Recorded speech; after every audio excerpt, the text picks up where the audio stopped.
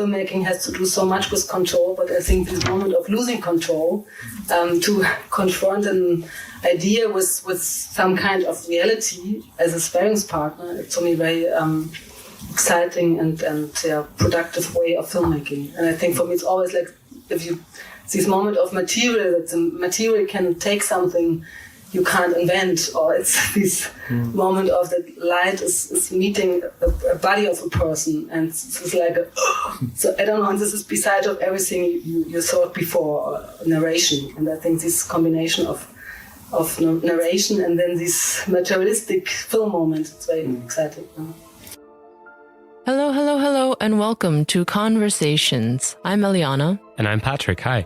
This week, episode 8, we're going to be talking about Patrick's pick, which is Valeska Grisebach's Western, which played in 2017 at Cannes. And this is our first film that we pick from the Un certain regard section, which might be considered the second tier at Cannes. Even some might contest that and say it's rather director's fortnight. It's always a category or a section of the festival that I think is hit or miss. There are some jewels in there, some pearls, but there are also films that I sometimes wonder how they ended up there. In any case, so I think Valeska Grisebach's Western is such a film that, of course, to me, that spoke deeply even the first time I saw it. And I haven't quite forgotten about it, but for a long time I just carried it with me without further thinking about it. I always thought, oh, this was a very impressive film. But back then I wasn't so much into film yet. That was in 2017, I think, that I saw it in the cinema. And I just saw it because I saw, oh, that is produced by Maren Ade. Mm-hmm. And I really liked Tony Erdmann the year before. And I thought, oh, that might be interesting as well. Mm-hmm. Yes, no, I only saw it recently per your pick. I also only recently saw Tony Erdmann by Maren Ade as well. But it seems like Maren Ade been producing a lot of films that both of us have been interested in, including About Dry Grasses of this year, Synonyms, Nadav Lapid, as well as a handful of other films that we've seen just without even knowing that she's a producer. Right. And I think we need to talk a bit more about her later, even though, of course, we won't go too much into that, because I think just with Grisebach's Western alone, we have quite a handful to talk about. But perhaps you didn't have any knowledge, I think, on Valeska Grisebach. At least it seemed to take you quite by surprise last week. Yes, that I picked this one. It did indeed. I mean, there's always someone to discover, so there's a great joy in being able to do so. I wasn't even really familiar with the name. I wasn't familiar with the name. She has a very small filmography, but we were able to see the 3 films that she's done. Yeah, and her first feature film, her first debut that I think played at the Berlinale in 2001, that is Be My Star, or as it's called in the German original, Mein Stern, in 2001, that played in Berlin and then in Toronto. But that is a film that you cannot really find on the internet anymore these days, at least if you want to watch it in on some conventional websites and conventional forms. I think there are no discs or something. So we are indebted to the internet gods. Yeah, to a friend of the show whom I won't name here, but I think should this person ever listen to it, you know, you are meant by this now. We thank you deeply. So, and that was quite good to have that film as well, because you can see, even though, as you say, there are just 3 films, there's a clear signature to her films, I think, and you can sort of see the real thread that goes through her films. And I think it would have been a shame to not complete this, especially if it's just such a short filmography, as you say. Yeah, and perhaps we also watched it in a weird order for you, right? We didn't watch it chronologically. We started with the Sehnsucht. We did. We started with Sehnsucht, which translates to longing, right. Which was her second feature film. In 2006. Mm-hmm. And then we watched Western. Or do you say Western? How would you... Yeah, I mean, that seems to be already crucial, right, to her project here. Is it a Western? Is it a Western? Mm-hmm. So, because it sort of speaks to both. It speaks to the American tradition, but it also speaks to her own approach toward finding a Western or finding a way to play with the genre in Eastern Europe. Because, yeah, we will, of course, first maybe give you some context, but just to have maybe a basic idea about what we're talking about today. Western is a film that sort of adheres to the Western genre, but also, finds new ways to circumvent the cliches and stereotypes and tropes of the genre. And it's basically about a group of German workers who go to Bulgaria and try to establish a hydropower plant in the mountain region of the wide, vast land of Bulgaria. It's really in the rural area in the countryside. Mm-hmm. In a village called Patrick. I'm not entirely... I think you're right. Yeah. So sure how it's pronounced. Yeah. In the that's the border region between Greece and Bulgaria. Mm-hmm. In a way, it's an inversion of the immigrant to Western Europe or migrant to America story that we often have. But yes, like you said, Grisebach was intentionally playing with the Western form, and we'll talk more about that later. Yeah, and what you say about the inversion is interesting because, so I'm based in Berlin here, and there's this cultural hub called Biberg that started out being Biberg. Now it's known as Cinema Transtopia. And in the past, they've shown a lot of so-called Gastarbeiter films where people would take the Balkan route in the 60s and 70s and 80s when Germany, very ambiguously, they wanted to have all the workforce in Germany, but then they didn't pay any attention to the needs of the people to accommodate them here. And these films sort of document that, and it's very fascinating. So I see what you're saying here, and it's really in that sense, it's the inversion, and it's almost like a modern take on the still colonialist project that now, takes the German workforce to go there, but with this sort of imperialist habitus. But yeah, that's just about maybe like the basic premise of this film, because then it's really about how the social interaction takes place there. So how the workers get in contact with the locals, with the villagers there. It's a very small commune, very small village. You know, I would have to argue that it's really both. I mean, you can't really have one without the other. I don't see it as it primarily being about the small village and the locals, even though I do think both in, which we'll get to a little later, her filmmaking process, just the amount of time that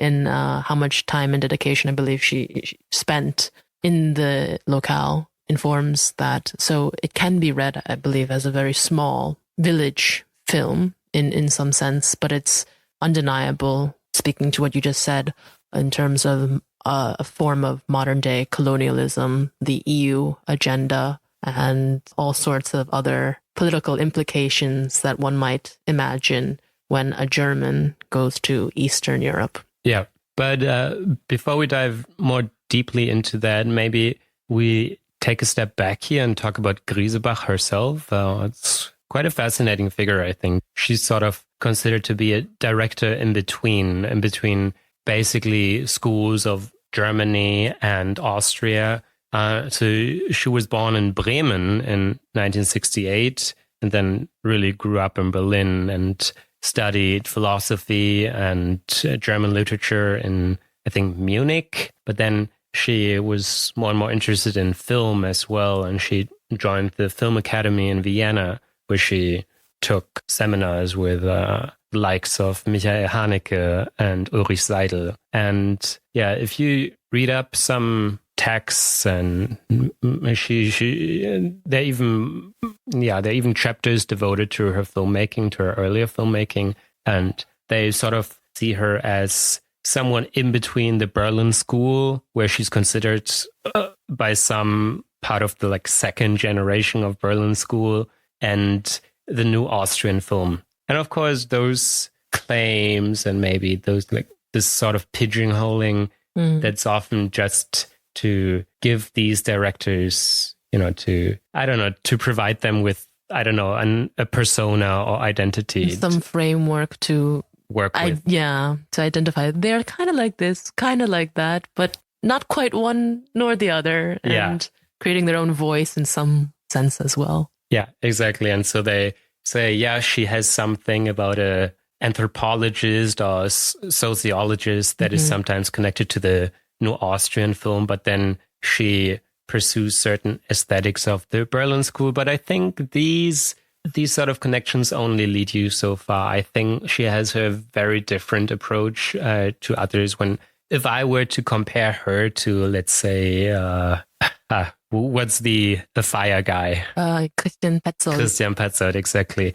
I don't see much in common here. Christian Petzold is really interested in narrative and maybe even having some twists and dragging us into the narrative. And she is doing, I would argue, even quite the opposite.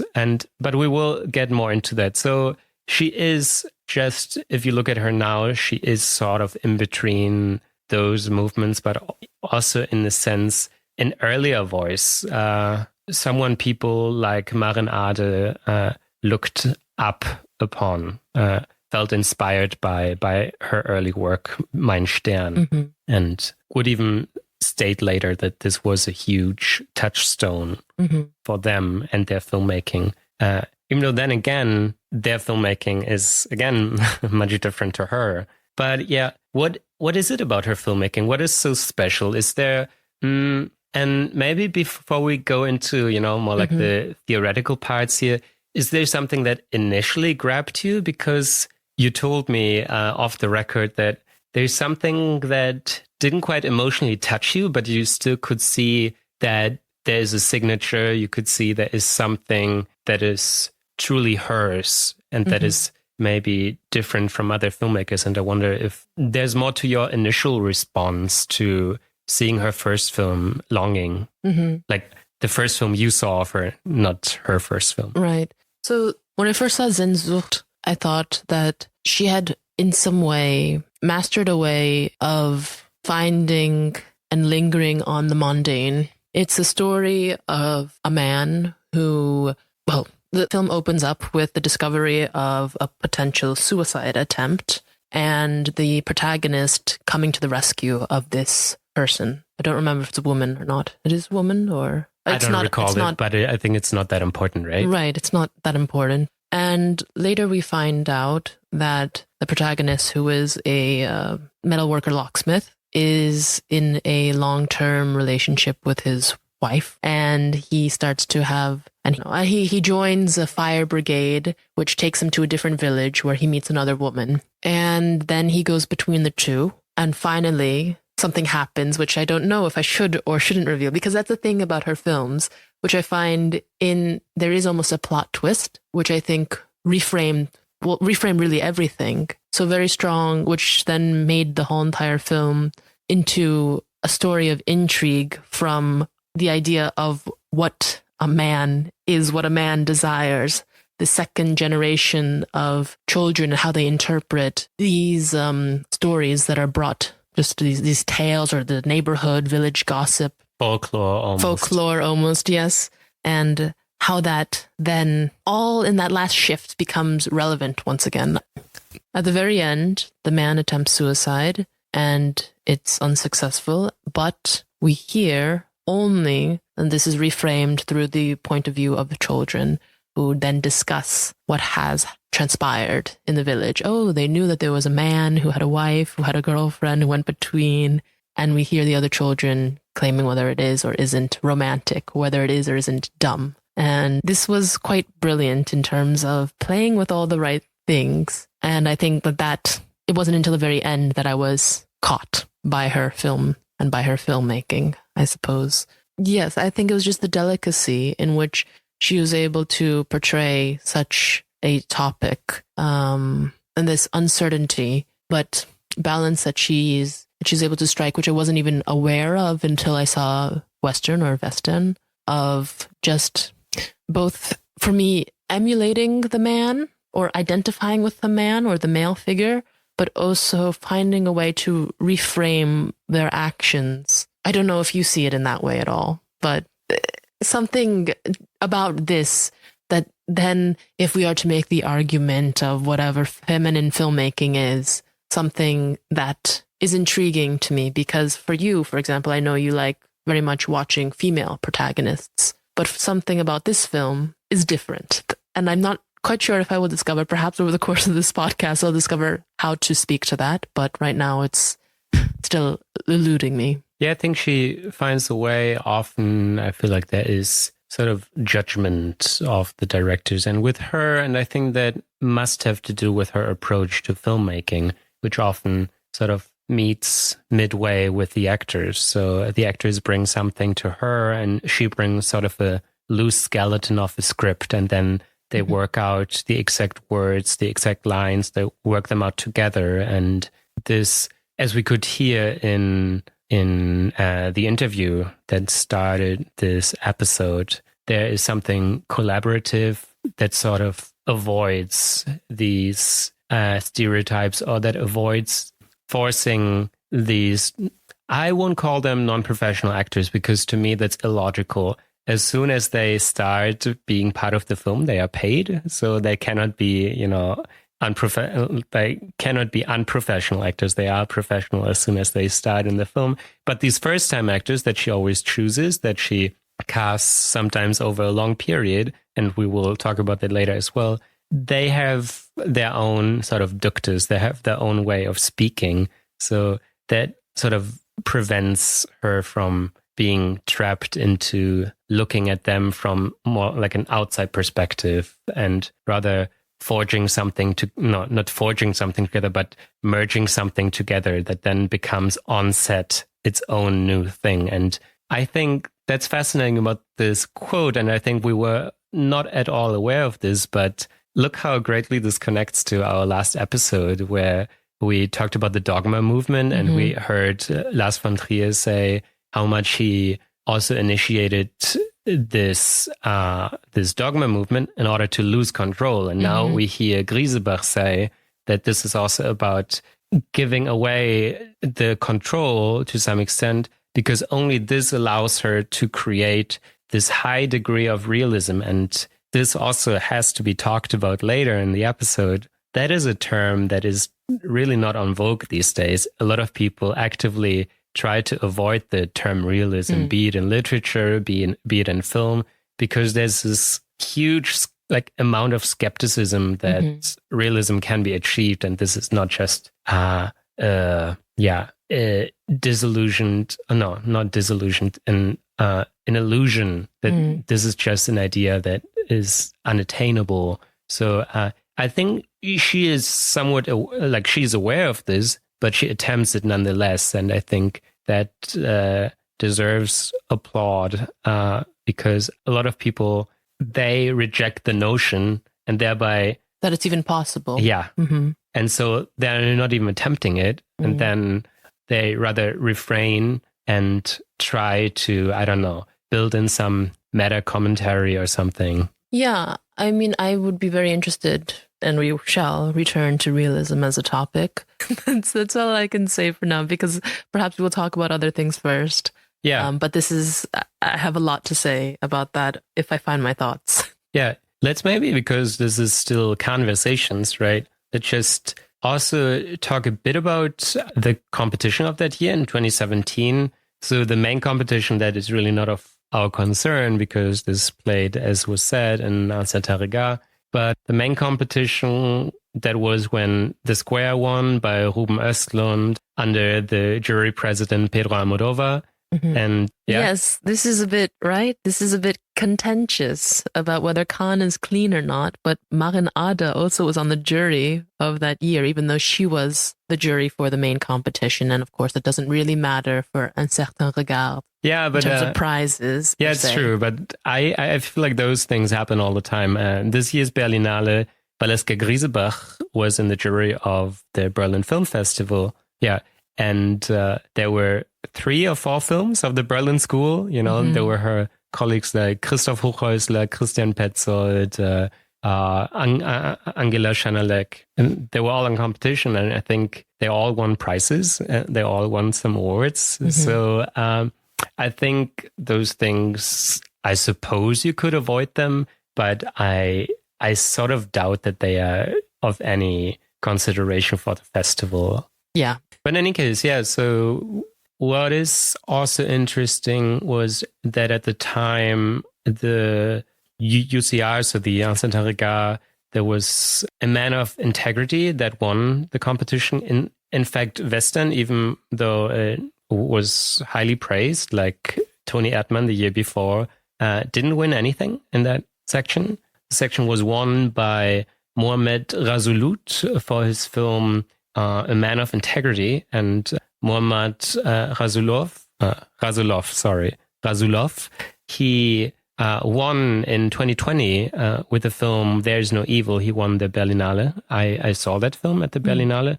And like our friend Jafar Panahi, I mean, just in the way that I really like his films, he had to go to prison in Iran as well, and was released this year, as was Panahi, after a few months in prison. But in any case, so it's strange to see that Western, I think these days it's still acclaimed. There is actually a lot of literature considering that this is a film that not so many people talk about. But then if you talk to film critics and so on, they all have a high opinion on Grisebach and her filmmaking overall, and her films, even though it's just consisting of 3 films. And whereas, I don't know, I haven't heard of other films that won that year, but I guess that's often the case. So there was Cannes in 2017, and perhaps about Grisebach, to say a bit more, there's also, when we talked about the split of her background being between Austria and Germany, I think there's no getting around talking about Komplizenfilm, which is the production company that was founded by Marinade, among others, and that, for instance, produced Western as well in 2017, which had a long production history, a lot of complications. And there is Co-op 99, which is a production company that Jessica Hausner, I think, has co-founded. And I don't know of all her films, but many of them have been produced by Co-op 99. Many of Hausner films, I mean. Also, Tony Erdmann was also, produced by that. So one can see that there is the Austrian-German link between these two. There was also Quo Vadis Aida that was critically acclaimed 2 years ago or so. Tony Erdmann, yeah. So it's not only about her educational background, it's also about the business side, that she's sort of between the stools. Do you say something like that? Between the chairs? Like she's between the... No, you don't say that. Perhaps we say something like this, but I'm not aware of it. But I also have to say that this is... In an industry where there are not many females who are filmmakers, it makes sense. You create a production company and then you promote and you distribute your own films. And I think that that's probably what's also helping this whole entire infrastructure and film output to occur. Right. And this we can also see, I mean, I was surprised, I think you were back then already aware of it, but that Jessica Hausner, for instance, whose film... I didn't like this year at Cannes, but who also sort of helped to some extent. I don't know what her exact role was, but she was also credited in Longing and Sehnsucht. Yes. Oh, I might have been help with... I think she was like assistant director. Yeah. So, and Valeska Grisebach was then a script consultant for Tony Erdmann. So there's all these links, and you can see that this is not just... all existing in a vacuum. They're all sort of interconnected. Yeah, maybe what I wasn't, and this is my German background, so it's good to be aware of these things. If you think about Bulgaria, which is, as many people know, I think that's one of the poorest country in the EU. So it's great just generally to shine a light on that country. and to have some sort of representation. It's also good to know that this sort of links to the Western genre and to German history, because Bulgaria was the country in which a lot of the DEFA Western, so the DEFA was the film company of the GDR, the Eastern Germany of the time. And in Western Germany, and there were a lot of these so-called Karl May Westerns that are, to this day, they are very popular among Germans. There are these novels, there are these tales by a guy who never actually went to the West, Yes. you know, but that notwithstanding, he just sort of spurred this idea of the West, even in Germany. And so at Carnival, for instance, people here costume as quote unquote Indians, you know, Indianer in Germany. So that helped sort of nourish that. And the DEFA in the GDR, they often reacted like this. So if there's something in the West, we need sort of our own version of that if there's something like that in the West, we need something like that in the East as well. So they shot a lot of Western in Bulgaria, for instance, in that region. So this sort of ties back to the German myth of the West, or the German myth making of the West. Tying that back to just the film Western, Grisebach actually also started writing her screenplay before she had visited Bulgaria as well, which I find is just very relevant. To her credit as well, she studied Bulgarian for perhaps 3 years prior to actually going and filming, which also took another 3 years. I'm actually not quite sure about the timeline, to be honest, but it is mad, right? I mean, it's mad. She speaks fluent Bulgarian. Yeah. And I think research alone took her like 7 years or so. And she said at some point she just thought she should start. But she also said that this is one of the most fun parts of her work. Yeah. And she could just do that forever, basically. And you can really feel that, I think. You can really sense that what I said earlier about realism and attempting it nonetheless, you can really tell that she is trying hard. You know, it's often said that her films evoke sort of documentary aesthetic. Right. And I totally see that.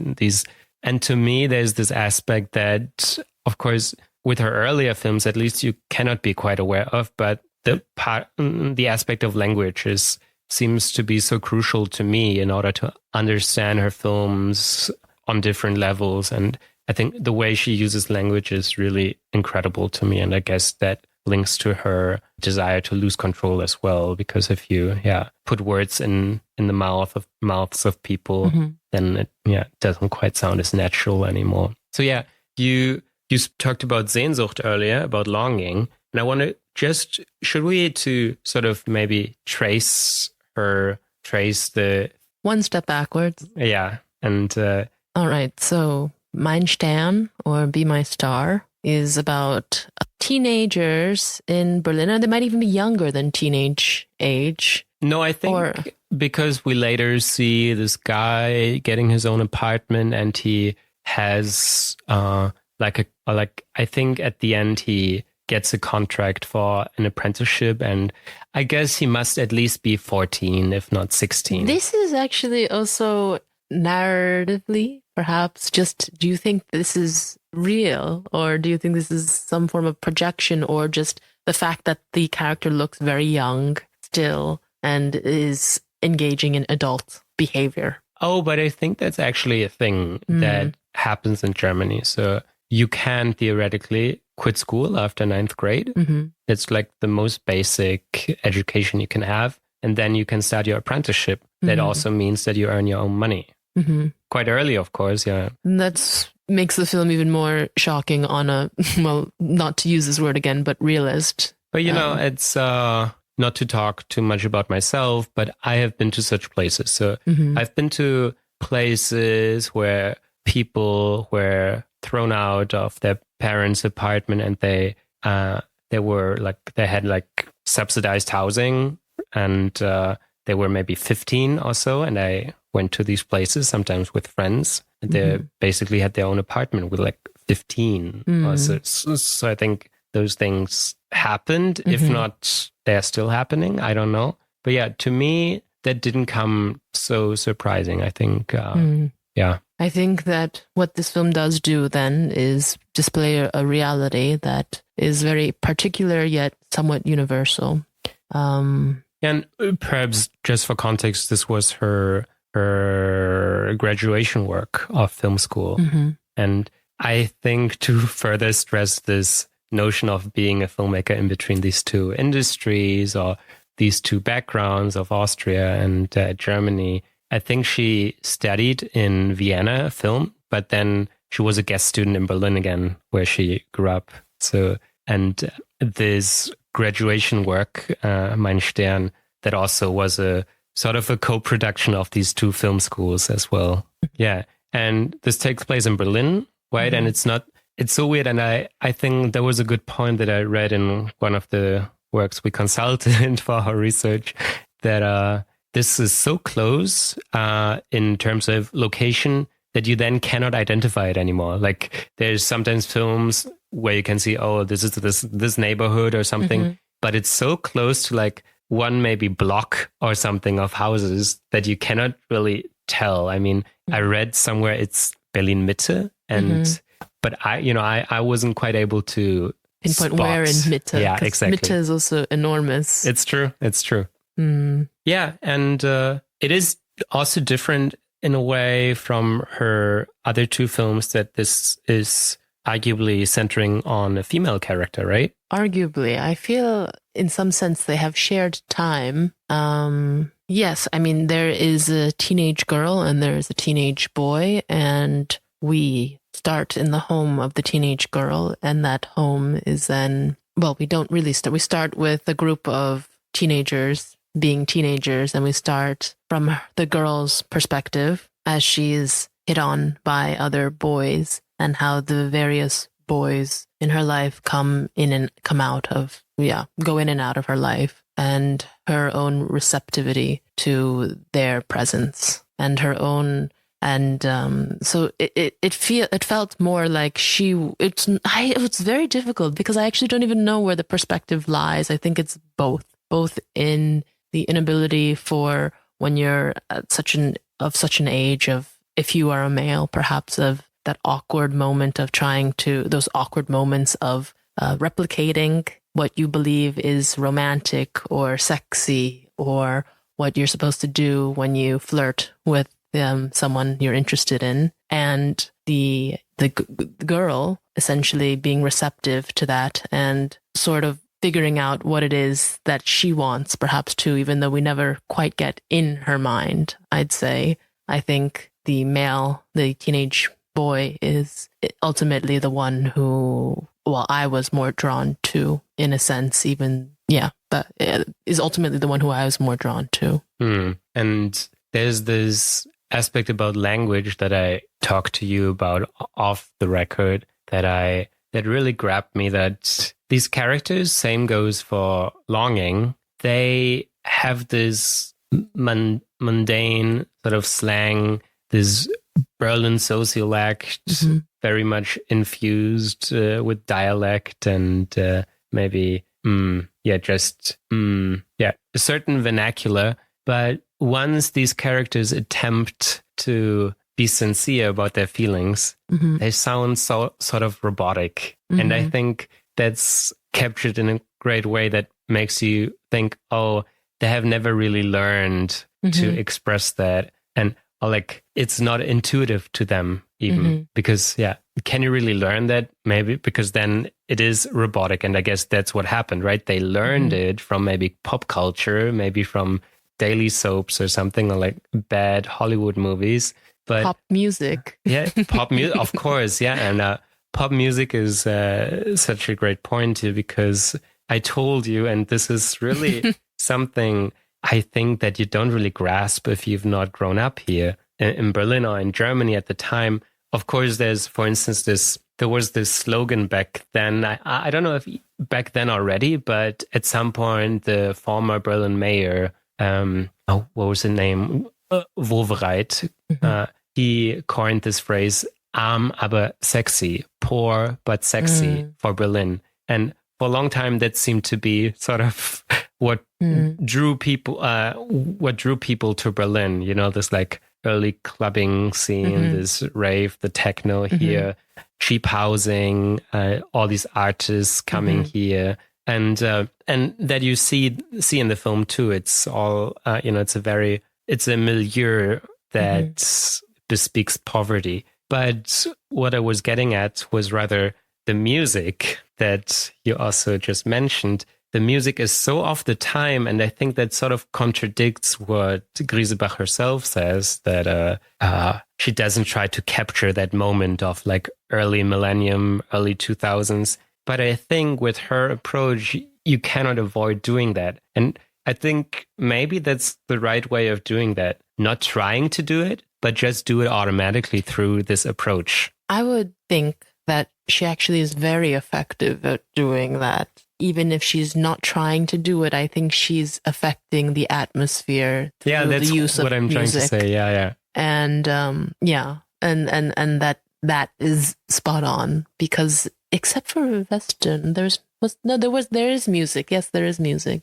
Yeah. No, I was just thinking too about a trajectory of language in terms of what you were just talking about, it sounding robotic or not. And I think one could make the argument that of the three films, we have a progression, and Western doesn't have as much of this robotic sense, but something else is replaced with it that also points to a type of disconnect or a connection that is impossible, where emotions are revealed, but one cannot be sure whether one understands simply due to the language barrier, if the other interlocutor understands, whatever understanding is. But there is a different trust that's placed into this understanding of emotions, right, through the layer of language barrier that's present. And just as a non-native speaker, so of course, in that sense, I'm advantaged here.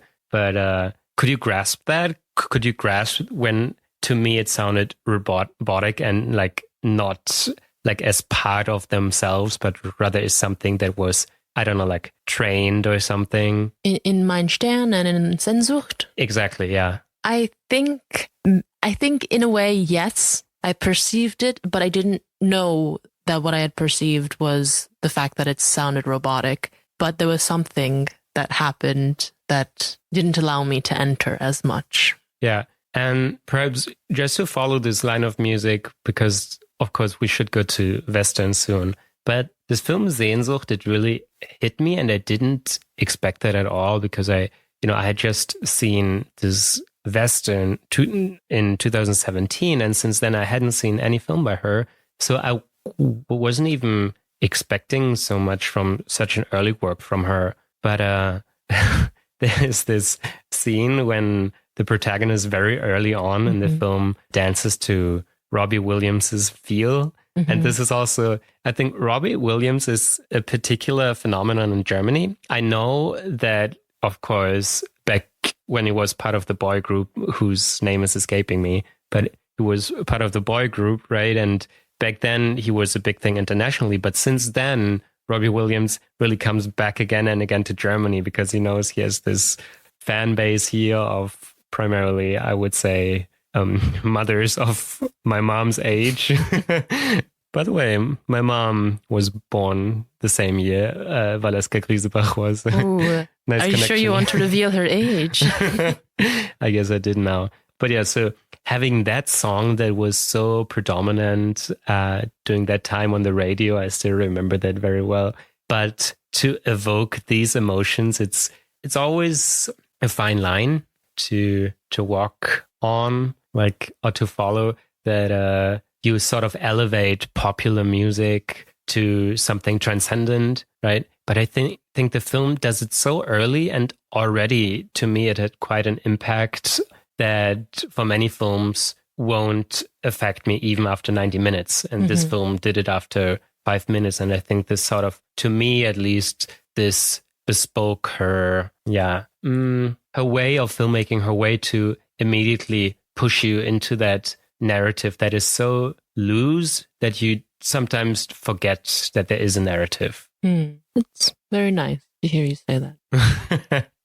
Yeah. So, any case, comes 2006 and some success at the with critics and at the Berlinale where it played. That marked also a time, the beginning of a long, what do you call it if you like take off of work? Well, like there was a long sabbatical because not really sabbatical. She then just basically worked at the German film school, like the Film Academy, and was concerned with just raising her daughter primarily. That's why she skipped filmmaking for a long time. And of course, there was still the research going on for a long time for Western, and that I think went into production in 2015, but it had problematic production history, I think. There were some companies that first promised money and then the money was gone again. Meanwhile, she always looked out for a potential protagonist. And where did she find her Meinhardt? In a horse market. She says something really beautiful about the type of protagonist that she was looking for. Someone who you would immediately see stands out in a crowd, who looks like a leader, but who has something internal going on, something a little softer. This man, this Meinhard, who's also the name of the character, has a very just beautiful presence and stature. And it's the first scene that we have with him is just him walking across a field, but it's not even a grand field, and I think that also speaks to the intimacy of how he is framed. He's holding a takeout bag. Yeah, and this Meinhard Neumann, that's the actor's name. He was a construction worker for streets, so not necessarily for hydro power plants, hydraulic power plants. And I think he really ever went to foreign countries in the past. And there's also this interesting aspect that she cast the so to speak antagonist, who in the film is called Vincent, and his actor's name is Reinhard. And how incredible would it have been to have a Meinhard and a Reinhard? But yeah, the Meinhard could take off for a while, but then was also unemployed later. But yeah, so you can tell that these people really, they didn't have any experience with acting. I think he was then cast for an Argentinian film later as well. But at some point he said he also refused some offers because then he found work again. So, and I think acting maybe wasn't a steady enough way of making your income. But it's interesting that not just she saw his potential, yet then other filmmakers as well sort of went for his number and tried to reach out. So it's very lovely. And yeah, with the Reinhard Meinhard combo. Yeah, with the Meinhard Reinhard combo, you also sort of have two types of masculinity here that I think at the beginning of the film, it seems to be more of an antagonism that later sorts of fades out to some extent, right? It's not really the center of the narrative anymore. Yeah, no, I found this very interesting. And also just knowing this Reinhard fact makes me laugh. I think if it had been Reinhard, it would be maybe too on the nose, because rarely does she also change the names of her actors. But that's so funny, right? You need to change reality in order to make it believable. But here's the thing. Okay. Well, when I watched Western, I actually found that Meinhard and Vincent were not too different at all. And I think this would have been too on the nose to have the names be a different version. You said just now different versions of masculinity. I completely agree. But I also see it, or the way that I saw it, is one of them chases after something that's more business. Vincent, not Reinhard. Vincent chases after the responsibility, the EU dream. He is perhaps the so-called modern colonizer. He's there to do work. He's there to install the hydropower plant and do whatever he has to do in order to do so. Yeah, to bring infrastructure to bring and infrastructure, thereby civilization. Exactly. I think that's more or less said. It is, yeah.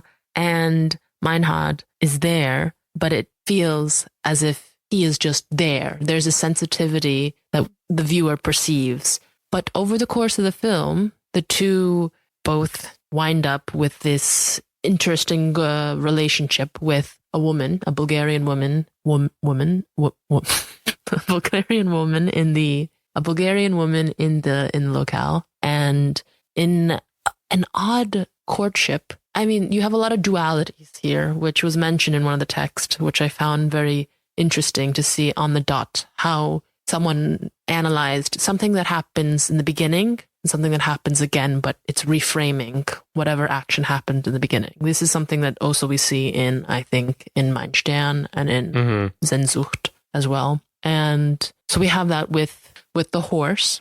So Meinhard and Vincent discover a white horse in a gathering together. That is, of course, a callback to the Western genre. Absolutely. And we also have that with the flag, which they raise. But I don't think Meinhard raises it with Vincent, but Meinhard raises a flag, a German flag, on their campus. And this flag is then taken, and later it is refound or reclaimed, shall I say, by because it's lost at some point, and it's reclaimed by Vincent in a little battle in the water, which also mirrors an earlier scene where Vincent is rude and bullies a village woman named Viara. And of course, bullies while attempting to flirt. Yes. Very unhinged way. Yes. He's definitely peacocking in this ultimate masculine way of when you like someone or when you're interested, you just, and this was I don't know, how did you see that scene unravel when you saw it? Because when I first saw it, my sympathies were almost amused and with the men, and then I went, oh no. Yeah. Oh no. And at first you think, oh, and this is just, they're a bit, they don't know how to do that. First you feel sort of pity with them, for them, or you feel like... There was a strange thing that happened for me. I just felt, oh, they work so hard. They're construction workers. They should have their fun. It's somewhat harmless. Yeah, it's true. But then it becomes sort of brutal, right? He submerges her. So first she loses a hat in the water, and right. Vincent goes to get it, and then that floats with the stream towards him. Exactly. And then she demands that he bring it to her, and he demands that she come to him in the water. Yeah, then he submerges her, and it looks rather brutal. And what Grisebach does here is sort of intercut with Meinhard.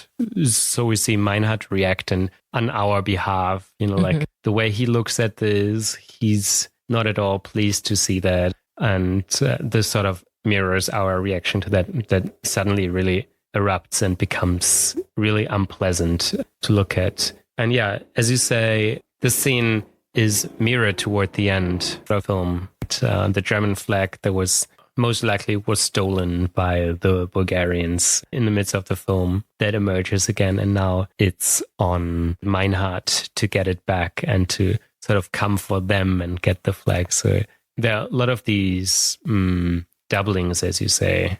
And perhaps this, not really panning, but this intercutting between Meinhard's reaction and what's going on in the river is peculiar in this film, because the camera often seems somewhat distant. It often, as with all our films, catches these gazes, especially these sad gazes.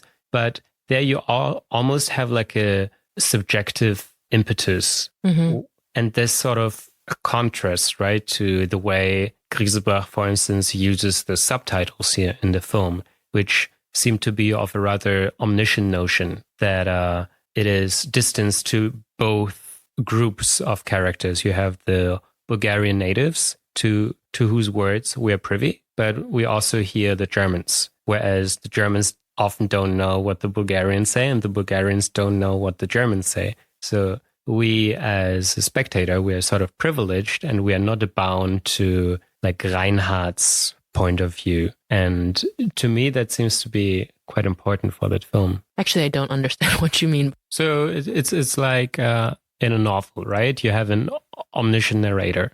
So the narrator knows everything, knows what's going on with the characters, knows what's going on in their head often, whereas the individual characters, of course, they don't have the knowledge of the other people, which sometimes can create suspense, for instance. That means that we know more than certain characters, we have more knowledge, and this happens here too. We know more than the individual characters, so we are not really bound to Meinhardt's perspective, because often in contemporary films you would have subtitles but you would not have subtitles for the people with whom the protagonists interact. And this is often as if to suggest that, we have this subjective perspective that we share our perspective with the protagonist. So if the protagonist doesn't have the knowledge, we won't have the knowledge. And Grisebach, however, rather, I think, does this thing that goes against the zeitgeist to some extent.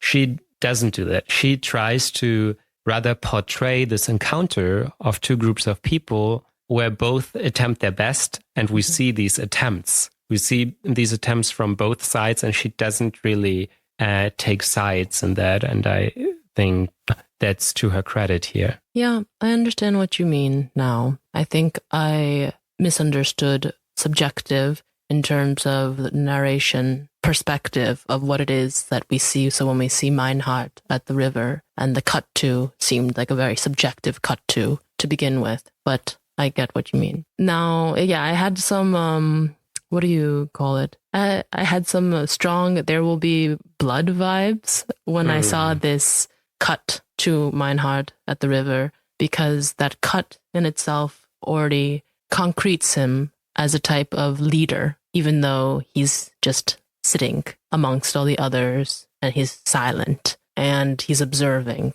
And I think this is also, well, back to, of course, playing with the Western, etc., just the strong, silent man is the one who is in power.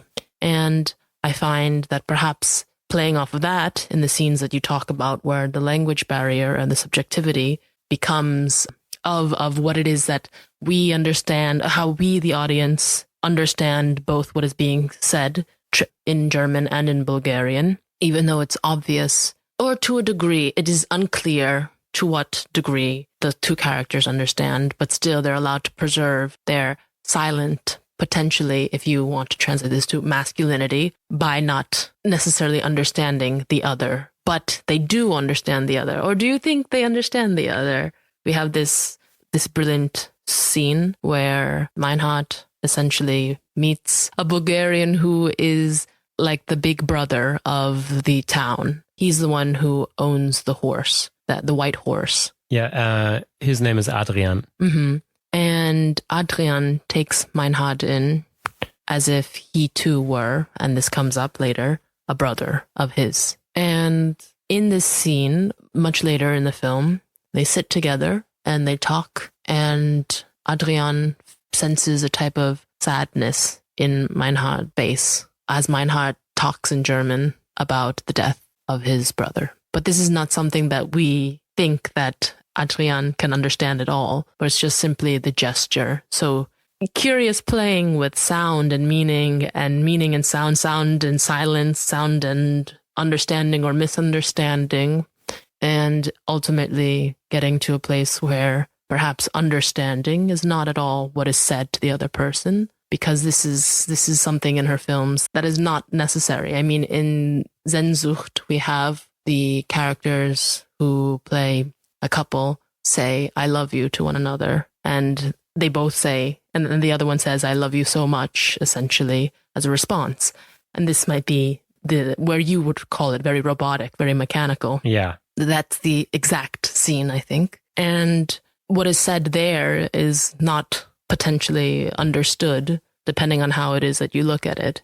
In terms of, it's very difficult, actually, I think, to really parse emotions and what is said.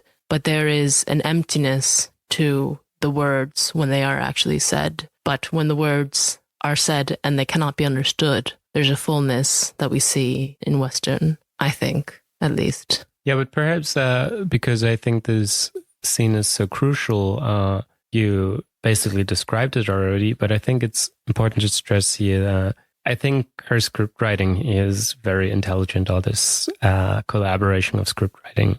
This sort of leader of the locality or the leader of the village, Adrian, really sort of in that moment becomes his brother, because Meinhard tells him about how he lost his brother, and he just points to the sky, so as if to suggest, okay, my brother is there, is dead.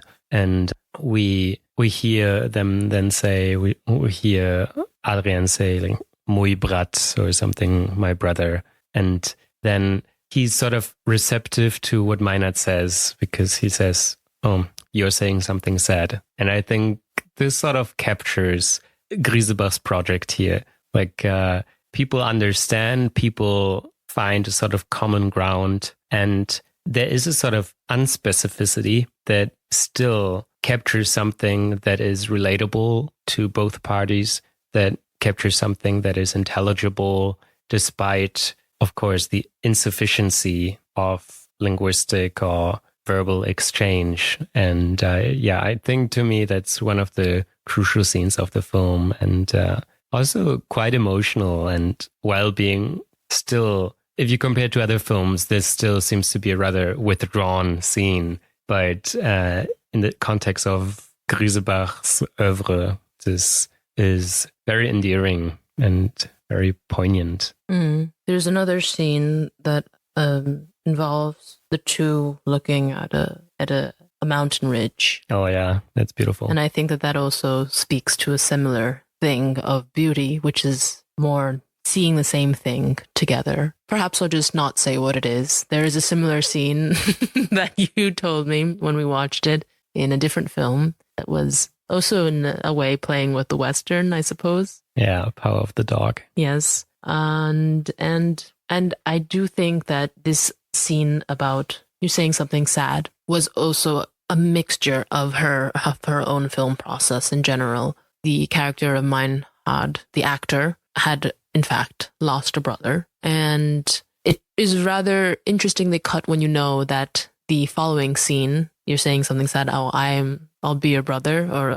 as the subtitles are related to us, was shot 2 days, 2 nights following the first part of the segment. So they had to find it somehow. And I think that integration is also very lovely and wholesome, because there's something about how she interacts with the village, how she interacts with the people who live there, and how, whether you want to call it realism or not, how there's a sense that it doesn't matter, but the process, knowing a bit about her process does just, in fact, enrich her cinema in general. Because I don't know if it's necessary to know the process or not, but I feel there are some film movements, perhaps even not really, but there's some film movements, but I suppose it wouldn't be a successful film movement if the process alone justifies what it is that we see on screen as impressive. Yeah. Yeah, I think that's a difficult discussion, right? I think people would argue that the film itself has to speak to the audience, but it sort of really enriches the experience, I think, if you know about these things. Mm-hmm. I don't say it makes the film. I would never go as far, because, back then in 2017, I had no idea about all these things. Mm-hmm. I didn't know maybe anything about Berlin School back then, but I did know that this sort of was emotionally impactful. And I suppose back then I wasn't really conscious of what's happening there, but I was emotionally engaged with that. And I think there is sort of this, visceral moment in there too. Mm-hmm. Should we maybe, I thought what to me is also central is this interaction between the two groups, with the German workers and the village and the villagers. To me, that's I think it's nice how much room this encounter is given, and how much space to explore how those encounters would play out in reality, or in her cinematic reality. In a sense, I guess we have to start with, which we haven't even really mentioned, is just what is Meinhard doing, or what is he doing that's so different than the others? I think he feels sort of alienated from his co-workers, and he tries to just make contact with the locals. I think at first we see him just try to buy some cigarettes, and there's the female shopkeeper who doesn't want to sell anything to him. And then there are other men, and this sort of fits in this idea maybe that you could get from seeing the film, that even though there is a romantic or sexual relationship, the relationship between men and women here hardly play as much role as the ones between men. And here as well, so there's this female local shopkeeper who's very suspicious of him, and she basically says to the other men who are interested in meeting Meinhard, she's more like, oh, he's one of the Germans, but whereas they mean that as a compliment, the other men, they say, oh yeah, we still remember the days when these Germans were here and they were very efficient and very good at work and blah, blah, blah. She's more like, yeah, but he's not one of the decent ones. And so there are these sort of brotherly bonds almost he ties with the other ones. But there's also, there's some darkness to him too, right? And we don't know anything about his past. Mm-hmm. But that at first sets him apart from the others, because the others embody this notion of German superiority that still seems sort of like Nazi ideology infused. And even I think I read in some texts that Vincent wearing this like leather jacket and just his hairstyle and so on is to some extent evocative of Nazi, not uniforms, but Nazi apparel or something. And I don't know if I would go so far, but... Yeah, I don't even know. I don't think I would go so far either. I'm actually curious to know how you found this. I mean, we touched upon it earlier, but just this duality of Vincent and Meinhard. Because, as I said, if we are putting them in this colonial framework or potential modern colonial framework, and there's an open question as to whether Vincent is really the antagonist. Could Meinhard also be the antagonist of the locale? I think when I watched it, I thought, these two are very similar, but that's why there's no direct conflict with them at the end, which I thought was quite intriguing. So the way that I saw it was, like I said, that they were rather the same, but at the end, Vincent perhaps is maybe even the one who's more real or more true, because he's not trying to assimilate or trying to get into the Bulgarian culture. And you asked me this question after we watched the film, which I can launch back at you. Do you think Meinhard also winds up successfully assimilating in some sense? Because there's this desire that he has to just be a part. And that goes from spending time with the other men to riding their horses to being with the women and dancing as well. Yeah, I think it's an interesting question in the sense that like you expect in the tradition of the Western, you expect the duel that, as you say, it never manifests. But there are some encounters where they threat each other at some point. Vincent rides the horse to death, basically, unintentionally. But this horse is, of course, his centerpiece to Meinhard. It's very important to him. One almost gets the idea that no one was as dear to him as this horse. Mm-hmm. The horse he found in what he perceives as the wilderness, like the wilderness, mm-hmm. and it belonged to Adrian. But in any case, he found it and sort of he tamed it and then learned to ride on it through the nephew of his brother, so-called brother Adrian.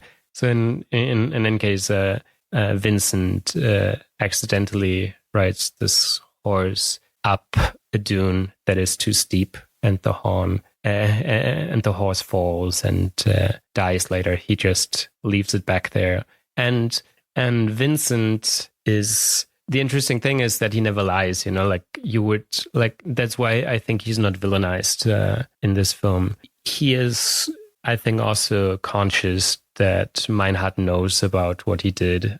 He doesn't deny it. He's honest about it, he is also honest about his other wrongdoings. There's this water lever that distributes the water to 3 different villages, and there's not sufficient water to be distributed at the same time amongst all the various villagers, the Germans, as well as there's a third place that the water goes as well. Yeah, exactly. So, and once he's confronted that he used that lever in order to continue the power plant project, he doesn't deny what he did. And I think in that sense, you're right. I don't know. Like, could you elaborate on this idea that they are the same? Because to me, right, maybe I don't mean they're the same, but to you, yeah, just Vincent is really, I don't know if that's some sort of self-protection or something, that he doesn't want to be emotionally involved with the locals there, but he's always very against acknowledging them to be equals, all of them. And he has this very patriarchal idea of life. I mean, when he suggests the locals that they might start tomorrow to speed up the process of building the plan, he says, I will do it if I can take your daughter to dinner, that he says to Adrian. I think, is it Adrian? No, I think it's to another person. Okay. Yeah. But yeah, so, and like as if he has to ask the father, and there's still a sort of cultural heritage or something that he keeps on carrying with him, and I think that's not really what Meinhard embodies. Yeah, I mean, I don't think they're the same, but I think perhaps 2 sides of the same coin, just from this idea that both of them are being placed in Eastern Europe, and they are, in their own way, both literally enchanted by the white horse upon first seeing it. Meinhard then takes the horse into his possession and is really... the horse becomes, the white horse, there's nothing more obvious than this idea of chivalry and the idea of being seen on a white horse. Even what you said earlier, the nephew of Adrian teaches Meinhard how to tame this wild horse. And I think Meinhard originally comes perhaps with a different type of longing for belonging. It's clear that there's no one at home. I think he literally says that when he's trying to flirt with one of the women in the village who dries tobacco leaves. And perhaps this relates to what you're saying about the 2 sides of the same coin, that what we hear about Vincent when we are privy to a private conversation, he has a phone call to back home that he basically finds out about his partner, his wife, whomever, that this person is having an affair or something. And I at least got the sense that, perhaps he's not even certain that there is someone waiting for him either. Yeah, and there's a different, what's the word? There's a different caustic nature inherently in Vincent as opposed to Meinhard. But I think Meinhard slowly warms up to this idea that he might belong, that he might be a part of something bigger than what he's ever been a part of. And there's something that in another dual-edged way is rather lovely about that. But then we remember the context. We remember this is an inversion of an immigration story. We remember that this is representative of people who come and bring civilization to an uncivilized, desolate, impoverished place. And Meinhard winds up thinking at the end, it's open to interpretation, but thinking that he truly does belong there is how I see it. While Vincent, who comes with this job, with this responsibility, eventually learns to sort of back off. He learns very slowly that he's not welcome. He sees Meinhard also getting beaten up later on by the local Bulgarian men. And also when Meinhard tries to, in a gesture of other types of civility, and maybe in a Western, you'd see someone holding a gun. And we do see someone holding a gun in this film, which maybe you have more to say about in a second. But we see him giving, as a gift of gratitude, a knife to the nephew of Adrian. And later, after Meinhard is beaten up, Adrian comes and visits and kneels down to the beaten up Meinhard and gives back the knife and says that Vanko, I'm not sure what the nephew's name is, doesn't need it at all, and looks down at Meinhard and says, oh, this is what happened to you. But that happens in villages. And there's something so unbrotherly about that, I find.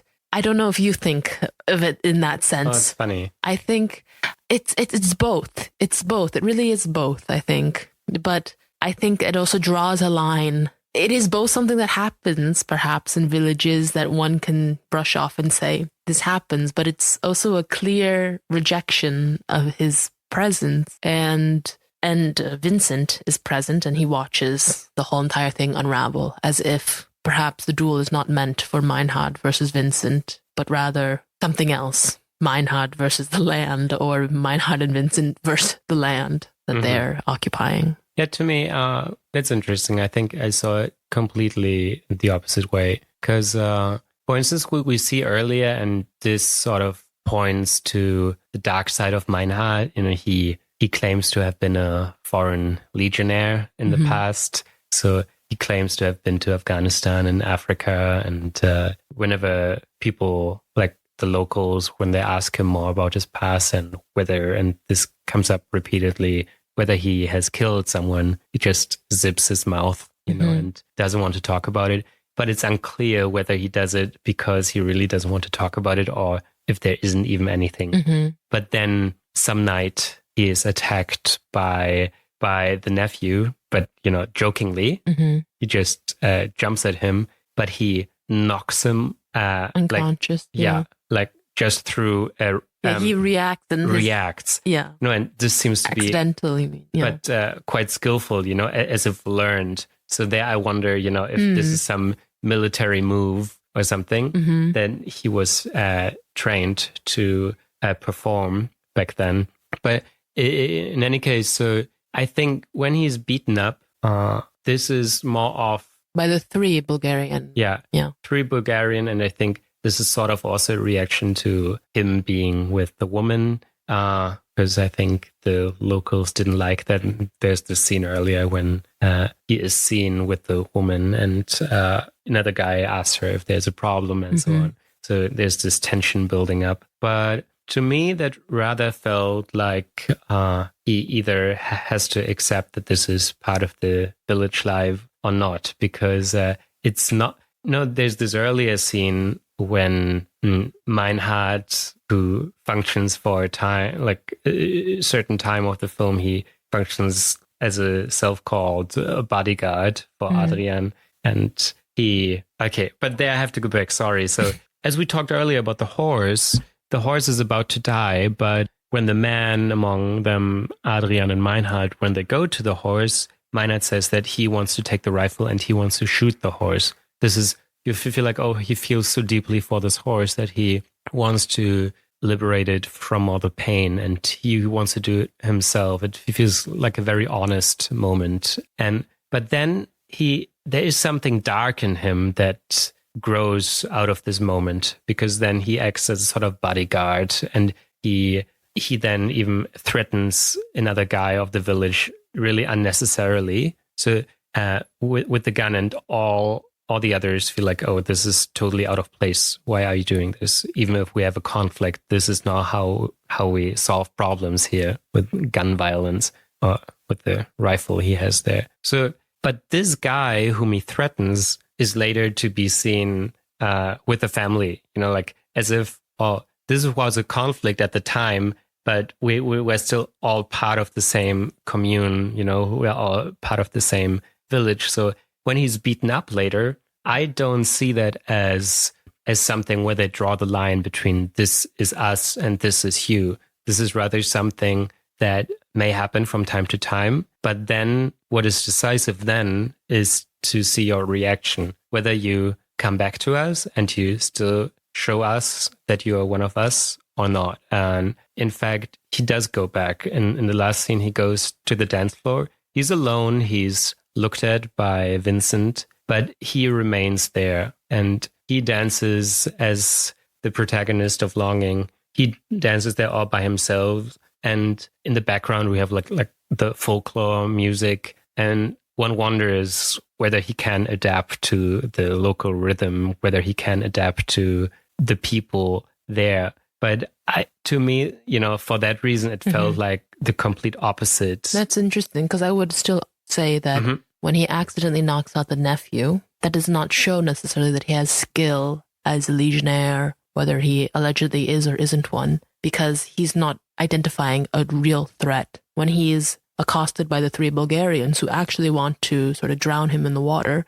I do see where you can have a split idea. Oh, this could be a baptism in some sense type of scene, that he is being renewed into this community per your interpretation of it, or a wake-up call maybe in my but I think those are 2 different scenes. So there's the scene when the Germans want to drown him and then they see he has a knife, but then there are the Bulgarians who beat him up. Well, then I need end. to see the film again, which is a good... Well, one always needs to see the film again.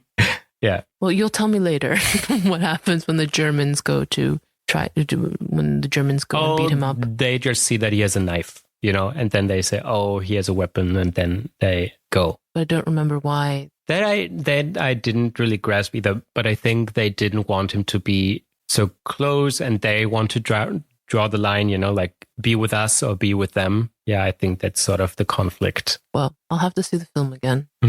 Yeah. So I have to see the film again, but you've seen it twice. And what did you find in the second viewing of it that you didn't see in the first? Probably a lot, because these past years have been so formative for my film education, my cinema education. So I'm just much more aware of the context, right, in which these films appear, the context of the filmmakers and their respective careers.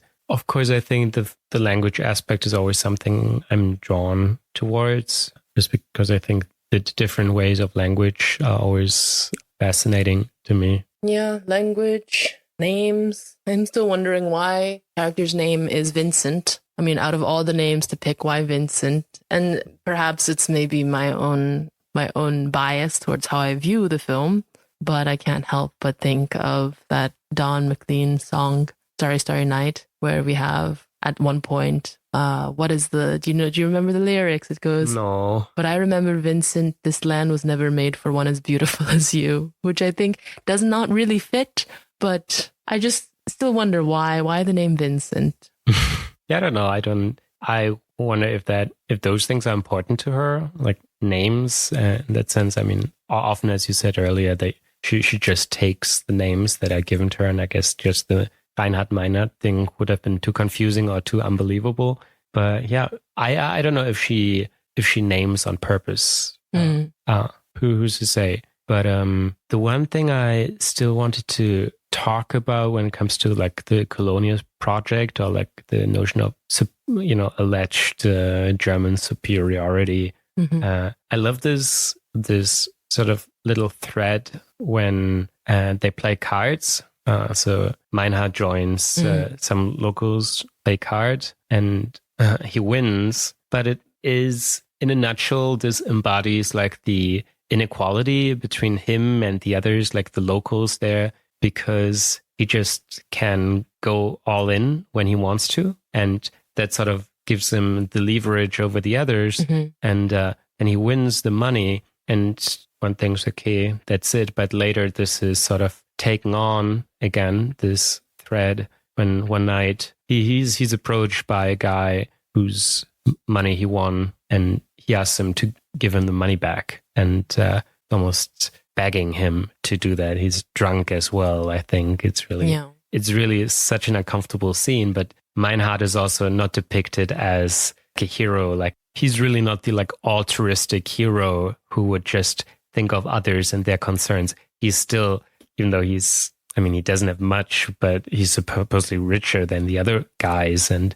he's not having it. He's not giving back the money. I guess he still gives him some money back, but it's it shows you that the cards were sort of distributed earlier than that, before the card game started, and the game from the start was never to be fair. There was never to be a just game, and I think that's a very subtle metaphor here. Yeah, that's a very nice point you make, and it's also similar in its inverse. If we think back to a scene where, as they're building the hydro power plant, they need a lot of gravel. They are expecting a shipment of, 40 tons, 20 tons, just a lot of gravel, and the gravel never arrives. And later, or in the middle of the film, some Bulgarians approach the German camp and they try to sell gravel to the Germans. And this is a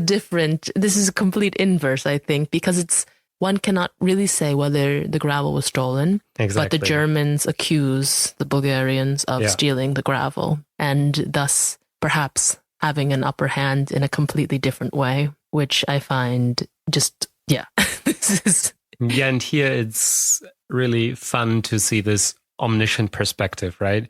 Because you see the Bulgarians who try to make a deal, and the Germans who, like, especially fused by Vincent's suspicion, they're immediately thinking that they want to trick them and to take advantage of them. And the last thing I would want to say symbolically, I don't know if you also picked it up, it's very simple, but just in the treatment of the flag, when they get in, maybe it's the second or the third or the fourth scene into the film, and they're trying to raise the flag on this structure, this skeletal structure. And they're discussing how to do it. And Meinhard, I believe, is trying to put it up, and he's asked to put it on the inside. But then they quickly figure out, we can't put it on the inside. We have to put it on the outside, on the exterior part of the frame. And I think this is a very simple metaphor, but also speaks. I mean, this film is riddled with metaphors. I don't know if you find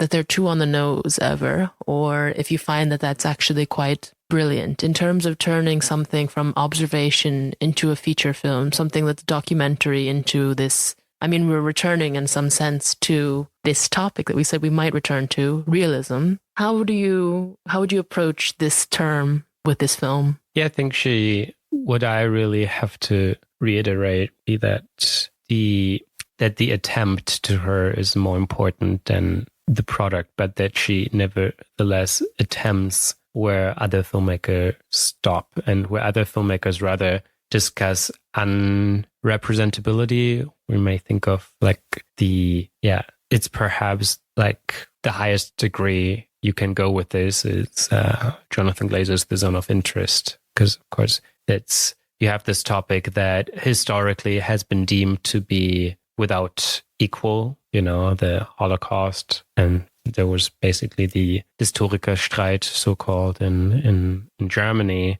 in the second half of the 20th century, whether this is comparable or not to anything else in human history. And there Glaser employs the poetics of unrepresentability. So it's rather about the things he doesn't show, or the things he only hints at, and then we have to think about it. Whereas Grisebach, I think she tries to show something, aware of her perspective, as a white, well-educated woman from one of the most affluent countries in the world, going to one of the poorest countries of Europe.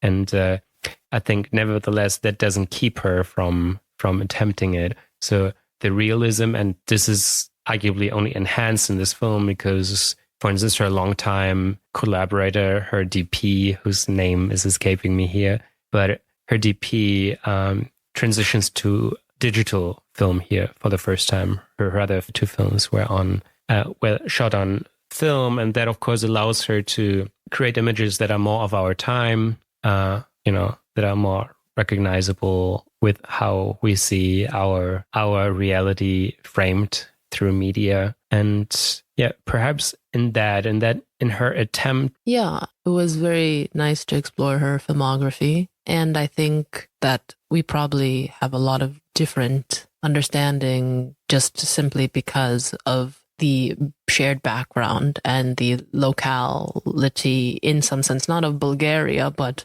of, I suppose, German culture, one that is interacting very closely with just masculinity, suppression of emotions, just what it is, and this the way that she navigates how she represents these male characters. And I think she's tackling two big topics and themes. I mean, if we are saying again colonialism and masculinity and those two together, and I think it's very, I don't know. It makes for a good film, but I wonder also where there is room to, perhaps, if at all, not that I want to, but just to play devil's advocate, to be critical, if there is any room for that. But I'm just curious with how much it showed me in what it is that I might be looking for in a film, and how this both met it and didn't meet it at the same time. But these are abstract. Yeah, I think maybe on a more hopeful note, it's also that often films are praised for just asking questions while not offering or not looking for answers. I think just a way of filmmaking that sort of reflects what we see in the film, like the encounter, the creation of a scene as it happens, with the dialogue that is spontaneous, that is sort of made through the collaborative effort. She also points at ways to meet in the middle, and find some common ground. But also there are these questions that still linger on. I think one of the first questions that is raised in the film is, why Bulgaria? To work, you can also work in Germany. Mm-hmm. And then the film ends with Adrian asking him why he's there, what he's looking for there. And yeah, I think this still lingers when the credits, when we see the credits. And yeah, I think it's just a film that resonates strongly with me, as her other films too. And I think that's honestly just a big universal question for all those who feel like wherever it is that they currently live is not the place that they find is home, or is not the place where they feel they ought to be. I don't know if this means going to Bulgaria. That is the open question that one must make their own personal decision to decide, but opens up a whole can of worms that some people like to ask themselves and some people are tormented by, I suppose, too. But it seems in any case for Valeska Grisebach, Bulgaria is the sort of, if not new home, at least a source of inspiration, because her next film, that I don't know if we can expect it in 2024, it's supposedly called The Dreamt Adventure, Das geträumte Abenteuer, might come out next year, but it's in any case set in the border region again of Bulgaria, Greece, and Turkey now. And who knows, maybe it's headed to Cannes next year. That'd be lovely. That'd be lovely if we are able to see it. Perhaps knowing her process, it might take a little longer, but one never really knows. Yeah, we'll see. In the meantime, Eliana, let us know. What are we to expect for our next episode? Are you ready for this, Patrick? Hit me. Okay, so the year is 2009. Do you know what was at Cannes 2009? Is that a female filmmaker? It is not a female filmmaker. Do you have another hint? We are in Asia. Oh my. No, I think I'm too dead. So the film that I would like us to watch next was in competition by Taiwanese filmmaker Hai Ming Liang. And the film in 2009 that he brought was Visage, or Face. Oh. Based off of his interpretation of the myth of Salome, which I have been somewhat obsessed with on and off. Yeah. So we will talk about Visage next. I'm looking forward to it. All right. Well, thank you for introducing Valeska Grisebach films to me. It was a pleasure. Till next time. In and out. Bye-bye. Bye-bye.